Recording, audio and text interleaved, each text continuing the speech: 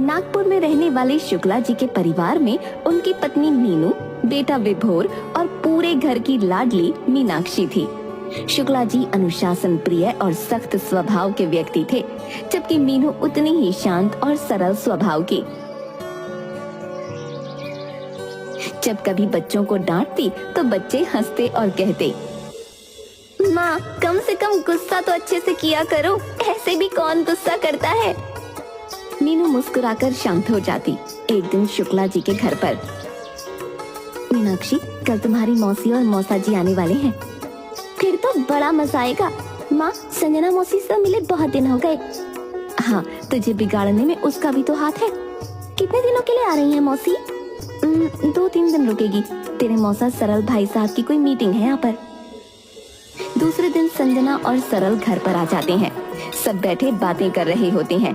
संजना मीनाक्षी से, अब तो तुम्हारी बीए की परीक्षाएं समाप्त हो गई हैं, आगे क्या करने का इरादा है? अभी कुछ डिसाइड नहीं किया है भैया। ऑफिस की मीटिंग के साथ साथ मैं एक दूसरे काम से भी आया हूँ। हाँ सरल बाबू बताइए, क्या बात है? भैया हम दोनों ने मीनाक्षी के लिए एक लड़का देखा है। अरे ये तो बड़ी अच्छी बात है। कहाँ है लड़का और क्या करता है? भैया मेरे ही विभाग में काम करता है। बड़ा ही अच्छे स्वभाव का है और बहुत ही सज्जन है। 1 साल पहले उसकी पोस्टिंग कानपुर में हुई है। हाँ जीजा जी, बड़ा ही अच्छा लड़का है, मुझे तो बहुत पसंद है। सीधा साधा और बड़ा ही सज्जन संस्कारी है। माँ बाप का इकलौता बेटा है, सरकारी नौकरी है, दिल्ली में अपना मकान है, 1 साल से हमारे पड़ोस में रह रहा है। हमने हर तरीके से उसे जांच परख रखा है और फिर ऑफिस में भी कोई गलत आदत नहीं है उसकी। वहाँ तो सरल के सामने ही रहता है। ये तो बड़ी अच्छी बात है संजना। अच्छा वर मिलना आजकल इतना आसान नहीं होता है। संजना अपने फोन में लड़के की फोटो दिखाती है। अगर लड़का आपको पसंद आता है तो अगले हफ्ते उसके माँ बाप कानपुर आने वाले हैं, तो मैं उनसे अपनी मीनाक्षी के बारे में बात करूंगी। भावेश की फोटो घर में सबको पसंद आती है। संजना और सरल पर शुक्ला जी और मीनू को पूरा भरोसा था, क्योंकि संजना ने बचपन में मीनाक्षी को अपनी गोद में पाला था। 2 दिनों बाद संजना और सरल वापस कानपुर लौट जाते हैं। वहाँ जाकर संजना भावेश के माता पिता से मीनाक्षी के लिए बात करती है। संजना जी, अब आपके घर की बेटी है तो ज्यादा डरने की तो कोई बात नहीं होगी, वरना आजकल की लड़कियों का तो पता ही है आपको। भाभी जी आप बिल्कुल फिक्र मत कीजिए, अगर आप कहीं तो मैं दीदी जीजा जी को बुला लेती हूँ, आप लोगों का भी मिलना हो जाएगा। मीनाक्षी और भावेश भी एक दूसरे से मिल लेंगे। हाँ ये सही रहेगा। संजना मीनू को फोन करती है। दीदी बधाई हो, भावेश के माँ पापा से बात हो गई है, उन्हें हमारी मीनाक्षी की फोटो भी पसंद आ गई है, वो लोग आपसे मिलना चाहते हैं। मैं तुम्हारे जीजा जी से बात करके तुम्हें फोन करती हूँ। 2 दिनों बाद ही शर्मा जी का पूरा परिवार कानपुर पहुँच जाता है, जहाँ उनकी मुलाकात भावेश और उसके परिवार से होती है। भावेश की माँ मीनाक्षी से, पढ़ाई लिखाई तो ठीक है बेटा, पर ये बताओ घर का काम कर लेती हो या नहीं? जी कर लेती हूँ आंटी। देखो भाई, मेरे भावेश को अलग अलग तरह का खाना खाने का बहुत शौक है, इसलिए हम सबसे पहले यही चाहते हैं कि हमारी बहू को खाना बनाना अच्छे से आता हो। भाभी जी सच को आज क्या, आज का सारा खाना मीनाक्षी ने बनाया है और हमारी मीनाक्षी को तो खाना बनाने का शौक है। इसके खाने की तारीफ अब मैं अपने मुंह से क्या करूं, आप खुद खाएंगे तो आपको पता चल जाएगा। अच्छा, अगर खाना बनाना आता है तो तुम हमारे एक एग्जाम में पास हो जाओगी। और दूसरी चीज, हमें बहू से नौकरी नहीं करानी। अगर तुम्हारे मन में नौकरी करने का विचार है तो तुम अभी बता दो, क्योंकि मैं नहीं चाहती कि कल को बेटा बहू अपनी अपनी नौकरी की वजह से अलग अलग शहरों में रहें, क्योंकि आजकल तो लड़कियों का भी ट्रांसफर कर दिया जाता है। और वैसे भी मेरे लड़के की सरकारी नौकरी है, किसी चीज की कमी नहीं है। जो लड़की भी इसकी पत्नी बनेगी, राज करेगी वो तो। काफी देर तक दोनों परिवारों के बीच बातचीत का सिलसिला चलता रहा। खाने के बाद भावेश और मीनाक्षी को संजना कुछ देर के लिए टेरेस पर भेज देती है, लेकिन भावेश की माँ 5 मिनट बाद ही भावेश को नीचे बुला लेती है। सबके जाने के बाद मीनू संजना से कहती है, लड़का तो बहुत अच्छा है, सच में शांत और सरल है, लेकिन उसकी माँ वो बड़ी तेज है। कितने सवाल पूछ रही थी और तुमने देखा उसने मीनाक्षी और भावेश को आपस में बातें भी नहीं करने दी। अरे दीदी, उसकी माँ से क्या करना है, लड़का तो हीरा है हीरा। ज्यादा मत सोचो, मन पक्का कर लो। और वैसे भी मीनाक्षी को रहना तो भावेश के साथ ही है। ससुराल कितने दिन रहेगी, हमारी मीनाक्षी निभा लेगी, आप फिक्र मत करो। अगले दिन शर्मा जी अपने परिवार के साथ नागपुर वापस चले जाते हैं और दूसरे दिन ही संजना का फोन आता है। बधाई हो दीदी, भावेश के परिवार को हमारी मीनाक्षी पसंद है और वो लोग अगले संडे को ही नागपुर जाकर सगाई करना चाहते हैं। बधाई हो, तुम्हें भी बधाई हो। जीजा जी कहाँ है? हाँ संजना, बधाई हो तुम्हें। जीजा जी बधाई नहीं, मैं तो अपनी पसंद का महंगा वाला सूट लूंगी। हाँ भला तुम्हें आज तक किसी चीज के लिए मना किया है जो आज करूंगा? सब कुछ तो तुम्हारा है। सब बहुत खुश थे, लेकिन मीनू की खुशी कुछ फीकी सी थी जो मीनाक्षी को नजर आ रही थी। वो जानती थी कि मीनू भावेश की माँ के व्यवहार को लेकर परेशान है। मीनाक्षी माँ के पास जाती है और उन्हें गले लगाते हुए कहती है, माँ आप चिंता क्यों करती हैं? जो होगा अच्छा होगा। और क्या आपको मुझ पर और अपने दिए हुए संस्कारों पर विश्वास नहीं है? मीनू प्यार से मीनाक्षी के चेहरे पर हाथ फिराते हुए, विश्वास पूरा है बेटा, फिर भी तू मेरे कलेजे का टुकड़ा है ना, इसलिए मन उदास है। जल्द ही मीनाक्षी और भावेश की सगाई हो जाती है और शादी की तारीख भी 2 महीने बाद की निकलती है। मीनाक्षी और भावेश के बीच फोन पर बातें शुरू हो जाती हैं। इन 2 महीनों में वो दोनों एक दूसरे को काफी अच्छे से जान चुके थे। शादी के बाद मीनाक्षी 15 दिनों तक अपने ससुराल में रहती है, पर उसे हमेशा भावेश की माँ से डर लगता था। एक दिन भावेश की माँ मीनाक्षी को बड़े प्यार से अपने पास बिठाती है। क्या बात है मीनाक्षी, तुम हमेशा मुझसे डरी डरी क्यों रहती हो? नहीं, ऐसा तो कुछ भी नहीं है मासी माँ जी। बेटा मैं जानती हूँ मेरा स्वभाव थोड़ा कड़क है, लेकिन जो कुछ भी है मैं साफ साफ कहने में विश्वास रखती हूँ। भावेश मेरा इकलौता बेटा है, मेरा सब कुछ, और आज से मेरा बेटा भी तुम्हारा है। जितना प्यार मैं उससे करती हूँ उतना ही तुमसे भी करूँगी, लेकिन ये सब तब हो सकेगा जब हम दोनों के संबंध अच्छे होंगे, क्योंकि हम दोनों के बीच के संबंध का अच्छा होना भावेश के लिए बहुत जरूरी है और मैं अपने बेटे को कभी दुखी नहीं देख सकती। माँ जी, मैं आपको शिकायत का मौका कभी नहीं दूंगी, आप मुझ पर भरोसा कर सकती हैं। तो फिर आओ, इसी बात पर मेरे गले लग जाओ। मीनाक्षी थोड़ा झिझकती हुई भावेश की माँ के गले लगती है, लेकिन भावेश की माँ मीनाक्षी को दिल से गले लगाती है, जैसे मीनू उसे लगाती थी। दोनों की आंखें नम हो जाती हैं। जल्द ही मीनाक्षी और भावेश कानपुर चले जाते हैं। संजना स्टेशन पर, तो आप हैं हमारी नई पड़ोसन? ये सुनकर मीनाक्षी जोर से हंसने लगती है। हाँ, मैं हूँ आपकी नई पड़ोसन। संजना मीनाक्षी को घर व्यवस्थित करने में पूरी मदद करती है। कुछ ही दिनों में सरल का ट्रांसफर आगरा हो जाता है और संजना और सरल आगरा शिफ्ट हो जाते हैं। अब मीनाक्षी थोड़ी अकेली पड़ जाती है। संजना, मौसी के जाने के बाद तुम सारा दिन घर पर बोर हो जाती हो। एक काम क्यों नहीं करती, एमए का फॉर्म भर दो। क्योंकि पढ़ाई इंसान को हमेशा इतनी जरूर करनी चाहिए कि कभी जरूरत के समय उसके काम आ सके। आप सही कहते हैं, मैं भी यही सोच रही हूँ कि क्या करूँ। ठीक है, मैं एमए का प्राइवेट फॉर्म भर देती हूँ। दूसरी तरफ मीनाक्षी के भाई विभोर की भी शादी तय हो जाती है। मीनाक्षी और विभोर की पत्नी उर्मिला की आपस में बहुत अच्छी दोस्ती हो जाती है। दोनों रोज फोन पर बातें किया करती थीं। मीनाक्षी विभोर की शादी के लिए मायके पहुंच जाती है और जल्दी ही मेहमानों का आना शुरू हो जाता है। अरे मीनाक्षी, साल होने को आया तेरी शादी को, अब हमें नानी बना दे जल्दी से। मीनाक्षी मुस्कुराकर चली जाती है। शादी में बहुत चहल पहल होती है, लेकिन सब मीनाक्षी से यही बात पूछ रहे होते हैं। जानते हो, सब एक ही बात पूछ रहे थे कि बच्चा कब कर रही हो, बच्चा कब कर रही हो। पहले अपना एमए तो कंप्लीट कर लो, क्योंकि पढ़ाई और बच्चा दोनों संभालना मुश्किल है। हाँ, मैं आपकी बात से पूरी तरह से सहमत हूँ।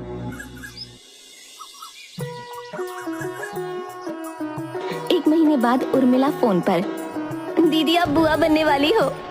भाभी, आपने तो आज मेरा दिन बना दिया, मैं बहुत खुश हूँ भाभी। मीनाक्षी बुआ बनने के नाम से ही चहक रही थी और हर 1.5-2 महीने पर नागपुर का चक्कर लगाती। जल्दी ही वो एक प्यारे से भतीजे की बुआ बन जाती है। फंक्शन में सब इकट्ठा होते हैं। मीनाक्षी, तू कब तक ऐसी सूनी गोद लेकर घूमेगी? एमए के फाइनल एग्जाम्स हो जाएं, फंक्शन खत्म होने के बाद। मीनाक्षी, देख तेरी भाभी को साल भर भी नहीं हुआ, और उसने मुझे दादी बना दिया। अब तू भी मुझे नानी बनने का सुख दे दे। माँ, मेरे फाइनल एग्जाम्स हैं और भावेश भी यही चाहते हैं।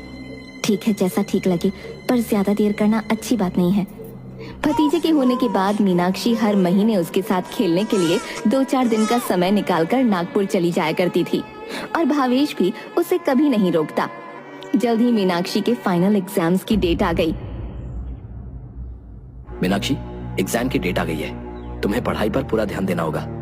हाँ, अब मैं सब छोड़कर सिर्फ एग्जाम्स की तैयारी करूंगी।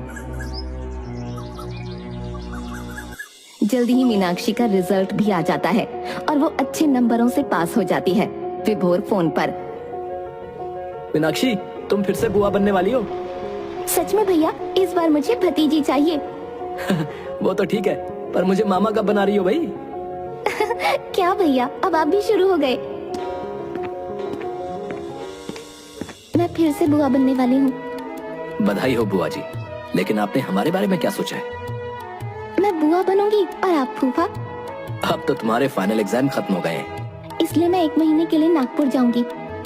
फिर हमारी फैमिली प्लानिंग का क्या होगा? हाँ, मीनाक्षी मुस्कुराने लगती है।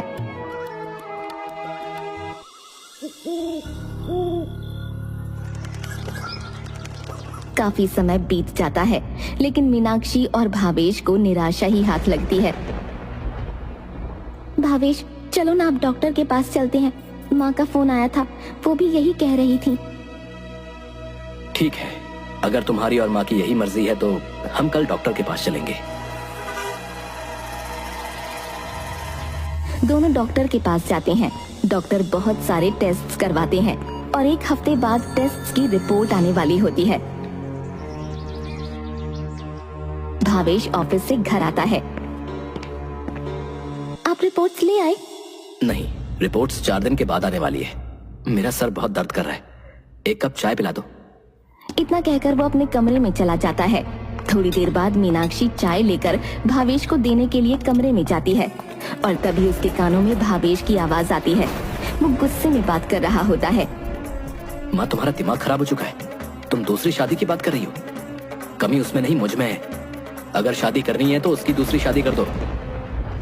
आपने मुझसे झूठ क्यों बोला? भगवान ने हमारी किस्मत में जो लिखा है वो होके रहेगा। तभी विभोर का फोन आता है। मीनाक्षी, तुम्हारी भतीजी हुई है। भैया, आज आपकी आवाज में खुशी क्यों नहीं है? ऐसा कुछ भी नहीं है, मैं तो खुश हूँ। वहाँ सब ठीक तो है ना? हाँ, सब ठीक है, बस तू यहाँ नहीं है ना, इसलिए मन उदास है। जल्दी आजा। क्या हुआ विभोर भैया, बेटी होने से दुखी है? मैं जानती हूँ, वो बेटी के होने से दुखी नहीं है, वो मेरी गोद सूनी होने से दुखी है। अच्छा, छोड़ो ये सब और तैयारी करो। जल्दी मीनाक्षी और भावेश नागपुर पहुंच जाते हैं। इस बार मीनाक्षी के चेहरे पर हमेशा की तरह रौनक नहीं थी। वो बच्चों के साथ खेलती, मुस्कुराती, पर कहीं ना कहीं एक खालीपन दिखता। मीनाक्षी, क्या बात है? तुम्हारे मन में कुछ चल रहा है? मुझे बताओ। कुछ भी तो नहीं भाभी, सब ठीक है। उर्मिला मीनाक्षी का हाथ अपने हाथों में लेती है। सच सच बताओ, क्या बात है तुम्हें, मेरी कसम। मीनाक्षी रोने लगती है। भाभी, मैं कभी माँ नहीं बन सकती। तुम ये क्या कह रही हो? ईश्वर की यही मर्जी है। वो उठकर चली जाती है। अब मीनाक्षी नागपुर आती तो लंबे समय तक रुकती। भावेश भी उसे कुछ नहीं कहता। कुछ दिनों बाद पता चलता है कि उर्मिला फिर से माँ बनने वाली है। भाभी, माँ का फोन आया था, क्या मैंने जो सुना वो सच है? हाँ मीनाक्षी, सच है। पर आप इतनी उदास होकर क्यों बोल रही हैं? आपकी तबीयत तो ठीक है? नहीं, बच्चा नहीं चाहती। ऐसा क्यों भाभी? तुम्हें तो पता है तुम्हारे भाई की तनख्वाह कितनी है, उसमें 2 बच्चों का ही पढ़ना मुश्किल है। हम तीसरे की जिम्मेदारी कैसे उठाएंगे? अगर बेटी हो गई तो क्या करेंगे? इतनी सी बात, अगर बेटी हो गई तो मुझे दे देना। पर आप मुस्कुराती रहा करो, ज्यादा अच्छी लगती हो। तुम सच कह रही हो? अरे भाभी, मैं तो मजाक कर रही थी। मैं तुम्हें थोड़ी देर में फोन करती हूँ। उर्मिला फोन रख देती है और मीनाक्षी अपने काम में व्यस्त हो जाती है। कुछ देर बाद ही विभोर का फोन आता है। मीनाक्षी, उर्मिला ने जो कहा वो बिल्कुल सही है। अगर तुम्हें और भावेश जी को कोई आपत्ति ना हो तो हमें भी इसमें कोई आपत्ति नहीं है। भैया आप क्या बात कर रहे हैं? उर्मिला ने मुझे सब कुछ बता दिया है। बच्चा यहाँ पले या तुम्हारी गोद में, दोनों जगह ही सुरक्षित रहेगा। भैया क्या आप सच कह रहे हैं? आप और भाभी बच्चा मुझे देंगे? हाँ मीनाक्षी, तुम भावेश जी से बात कर लो। मीनाक्षी फोन रखती है और भावेश को सारी बात बताती है। भावेश भी बहुत खुश हो जाता है। दोनों नागपुर जाने की तैयारी कर रहे होते हैं। तभी मीनाक्षी को भावेश की अलमारी से अपनी और भावेश की मेडिकल रिपोर्ट्स मिल जाती हैं। मीनाक्षी रिपोर्ट्स भावेश के सामने रखती है। आपने मुझसे झूठ क्यों बोला? आपने ये क्यों कहा कि कमी आप में है, जबकि कमी तो मुझ में है? मीनाक्षी, अगर मैं ये कहता कि कमी तुम में है तो सब मुझ पर दूसरी शादी के लिए दबाव डालने लगते, और मैं ऐसा कुछ भी नहीं करना चाहता हूँ, क्योंकि मैं तुमसे बहुत प्यार करता हूँ। इसलिए मुझे यही उचित लगा और तुम्हें आज मुझसे वादा करना होगा कि तुम इस बारे में कभी किसी को कुछ नहीं कहोगी। मीनाक्षी भावेश के गले लगती है। आज उसके मन में भावेश के प्रति जो प्रेम था वो एक ईश्वरीय रूप में परिवर्तित हो चुका था। दोनों नागपुर जाते हैं। इस बीच मीनाक्षी उर्मिला के पास ज्यादा समय बिताती है और महसूस करना चाहती है कि जो सुख उसे ईश्वर ने महसूस करने नहीं दिया। जल्द ही उर्मिला की तीसरी डिलीवरी का भी वक्त आ जाता है। मेडिकल प्रॉब्लम्स की वजह से डिलीवरी में बहुत तकलीफ हुई। बधाई हो, आपके घर लक्ष्मी आई है। माँ और बच्चा दोनों कमजोर हैं, उनका ध्यान रखने की बहुत जरूरत है। माँ बनने की बधाई हो। आपको भी पिता बनने की बधाई हो। अस्पताल में बच्चे को अलग कमरे में रखा जाता है। मीनाक्षी पूरा समय बच्चे के कमरे के बाहर ही रहती है। उर्मिला का ध्यान रखने के लिए विभोर होता है। 10 दिनों के बाद उर्मिला और बच्चा दोनों खुशी खुशी घर आ जाते हैं। मीनाक्षी उर्मिला के पास जाती है। भाभी, गुड़िया मुझे दोगी ना? उर्मिला दबी जबान में बोलती है, आपकी ही है। बच्ची बहुत कमजोर थी, इसलिए उसे ज्यादा वक्त उर्मिला के साथ ही रखा जाता था। लेकिन उर्मिला का लगाव बच्चों से बढ़ता जा रहा था और इसका एहसास मीनाक्षी को हो रहा था। मीनाक्षी माँ से, माँ मैं चाहती हूँ कि गुड़िया के साथ पूजा में मैं और भावेश बैठें। नहीं दीदी, पूजा में तो मैं और आपके भैया ही बैठेंगे गुड़िया के साथ। पूजा के बाद गुड़िया मुझे दे दोगी ना भाभी? गुड़िया अभी बहुत छोटी है, उसे अपनी माँ की जरूरत है। उर्मिला की ये बात सुनकर सभी लोग दंग थे। मीनाक्षी प्यार से उर्मिला का हाथ पकड़ते हुए, भाभी मैंने डॉक्टर से बात कर ली है, उन्होंने कहा है कि अब कोई दिक्कत नहीं है। उर्मिला गुस्से में मीनाक्षी का हाथ झड़कती है। डॉक्टर से ज्यादा उसकी माँ को पता है। हाँ तो उसकी माँ ही तो कह रही है कि उसको कोई दिक्कत नहीं है। सिर्फ माँ के कहने से कोई माँ नहीं बन जाता। उसे जन्म दिया है मैंने। आपको जब दिल चाहे यहाँ आकर खिला सकती हैं, लेकिन मेरी गुड़िया मेरे पास ही रहेगी। मीनाक्षी के तो पैरों तले जमीन ही सरक गई। भावेश ने उसे संभाला। भावेश की भी आंखों में आंसू थे, क्योंकि मीनाक्षी और भावेश दोनों ही पिछले कुछ महीनों में गुड़िया के साथ अपनी जिंदगी सजा चुके थे। दूसरे दिन सुबह मीनाक्षी फिर उर्मिला के पास जाती है। भाभी आप बताइए कि हम गुड़िया को कब ले जा सकते हैं? कभी नहीं। ऐसा न कहो भाभी, मैं गुड़िया के बिना मर जाऊंगी। महीने भर उसके साथ रहकर आप मर जाएंगी। मेरे बारे में सोचिए, मेरा क्या होगा? मैंने आपसे बार बार पूछा था, आपने ही कहा था कि आप गुड़िया को मुझे दे देंगी, और आप पीछे हट रही हैं। मेरी बच्ची है, मैंने उसे जन्म दिया है, 9 महीने अपनी कोख में रखा है। मैं उसे खुद से अलग नहीं कर सकती हूँ, और आप भगवान के लिए अपने घर वापस चले जाइए। मीनाक्षी बच्ची के सर पर हाथ फेरती है और कमरे से बाहर निकलने लगती है। सामने से विभोर और माँ मीनाक्षी को देख रहे होते हैं, पर किसी की भी हिम्मत नहीं थी कि वो मीनाक्षी से कुछ कहें। कानपुर वापस जाकर मीनाक्षी एक जिंदा लाश बन जाती है। कुछ दिनों बाद विभोर कानपुर आता है और मीनाक्षी की हालत देखकर बहुत रोता है। चलते समय उसे सीने से लगाकर बोलता है, मैं तो तुम दोनों से माफी मांगने के लायक भी नहीं हूँ। जल्दी से ठीक हो जा, नहीं तो मैं अपने आप को कुछ कर लूंगा। मैं खुद से नजरें भी नहीं मिला पाता हूँ। मीनाक्षी, हमें इस कड़वे सच को अपनाना होगा और इसके साथ ही जीवन बिताना होगा। मैंने एक स्कूल में तुम्हारी नौकरी की बात की है, तुम वहां पढ़ाना शुरू कर दो। व्यस्त रहोगी तो तुम्हें अच्छा लगेगा। आप जैसा कहते हैं मैं वैसा ही करूंगी। मीनाक्षी स्कूल में पढ़ाने लगती है और शाम के समय बच्चों को मुफ्त में घर पर ट्यूशन देना शुरू कर देती है। अब मीनाक्षी और भावेश ने बच्चों के बारे में सोचना बंद कर दिया था। लेकिन मीनाक्षी के कानों में उर्मिला के कहे कड़े शब्द आज भी कभी कभी गूंज उठते थे। एक रात दरवाजे की घंटी बजती है। इतनी रात को कौन आया होगा? चलो चलकर देखते हैं। भावेश ने दरवाजा खोला तो सामने भावेश की माँ और पापा खड़े थे। उनकी गोद में एक बड़ी बड़ी आंखों वाली गोल मटोल प्यारी सी 6-7 महीने की बच्ची थी। माँ, ये कौन है और किसकी बच्ची है? तुम दोनों की बच्ची है। आपको पता है ना, मुझे ऐसा मजाक बिल्कुल भी पसंद नहीं है। ये मेरे चचेरे भाई की पोती है। उनके बेटे और बहू की एक सड़क दुर्घटना में मौत हो गई और इस बच्ची का कोई नहीं है। इसकी मौसी इसे कानूनी तौर पर गोद लेना चाहती है, लेकिन उसके परिवार वाले तैयार नहीं हैं। इसलिए मैंने अपने भाई से कहा कि वो कानूनी तौर पर ये बच्ची तुम दोनों को गोद दे दे, और वो मान गए। इसलिए ये तुम दोनों की बच्ची है। मीनाक्षी खुशी से बच्ची को गोद में लेती है और उसे अपने सीने से ऐसे लगाती है मानो वो सच में उसी की कोख से जन्मी हुई हो, और उस बच्ची को सीने से लगाकर उसे अपनी तरसती ममता में सुकून सा महसूस होता है।